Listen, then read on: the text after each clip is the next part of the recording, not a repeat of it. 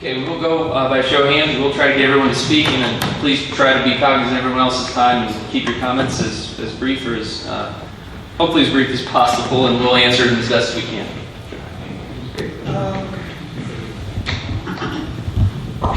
Actually, I have a list of questions, but I have a new one as of today.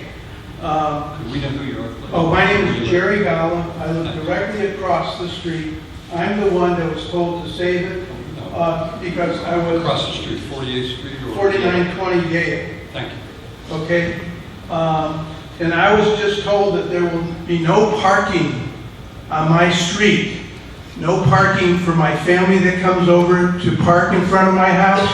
No parking for my wife's mahjong on Fridays, park in front of the house.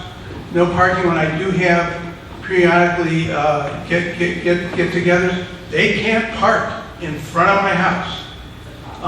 And does that diminish the value of my house that I had purchased approximately 10 years ago? So my next question revolves around the Ohio Constitution and the Constitution of the United States, which you're saying that our right to assemble on a Sunday morning is limited. The Constitution of Ohio specifically says you cannot limit the right to assembly, and that would be on Sunday mornings. And how are you going to get around the Constitution? Thirdly, my question goes as to toilets.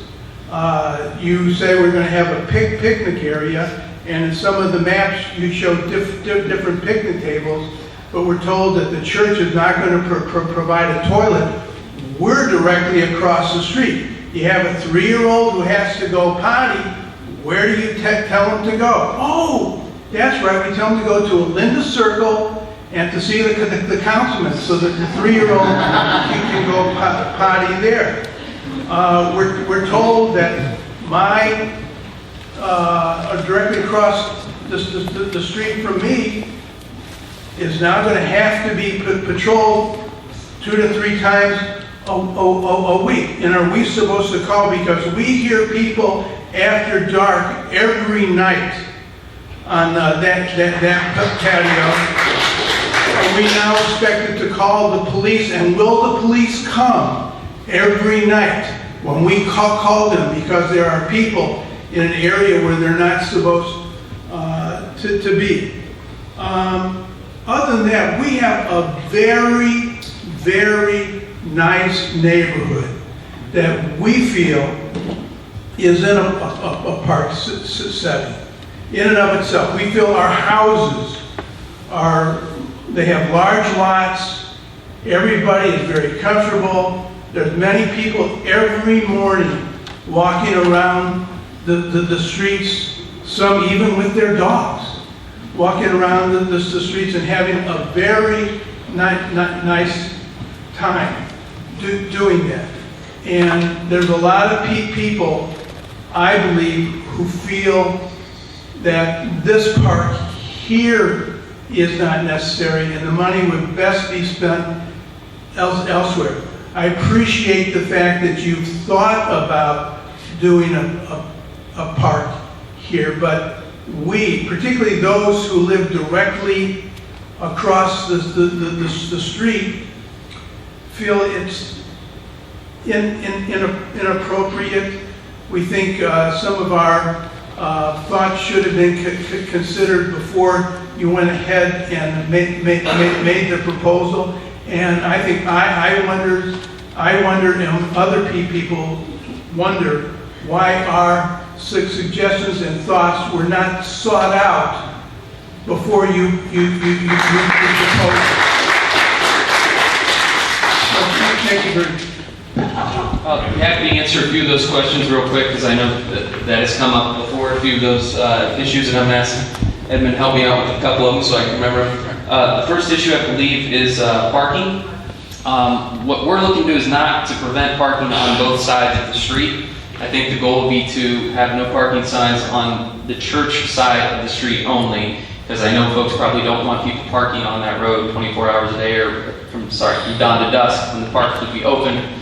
to utilize that area. So that I don't think we'd be restricting parking on your side of the street by your house. Police, yes, the way that our park officer works, he works a standard 40-hour week. It's moved toward later in the evening during the summer hours and a little bit earlier in the evening during the winter hours. But what happens is if there is a call and he's on duty to the police or to dispatch, they will call him first. He will come out. He will respond. He does not work 24 hours a day. So that is where there are some limitations there. But that is the one benefit, is that if he is on call, he will get that call, and that is his top priority, is to respond to an issue in the parks. That is his only responsibility unless there's another officer in distress somewhere. So that is one of the benefits of the park levy, is that he's only assigned to our park.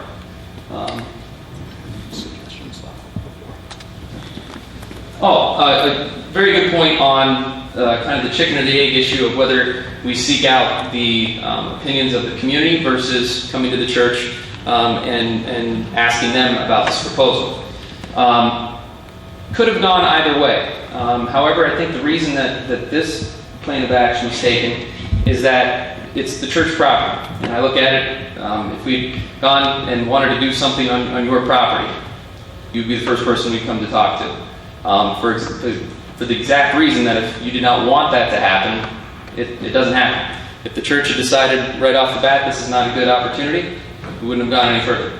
And the church may still decide, based on response, that it isn't something they want to pursue, or they may decide that it is, and then there's still several layers of decision-making that has to take place. But it's a very difficult thing to try to include everyone at the same time. And each time you go about this, you have to determine who are the stakeholders that need to be brought into this first. And that was, hindsight's 20/20 on that, but that was the process that was taking place.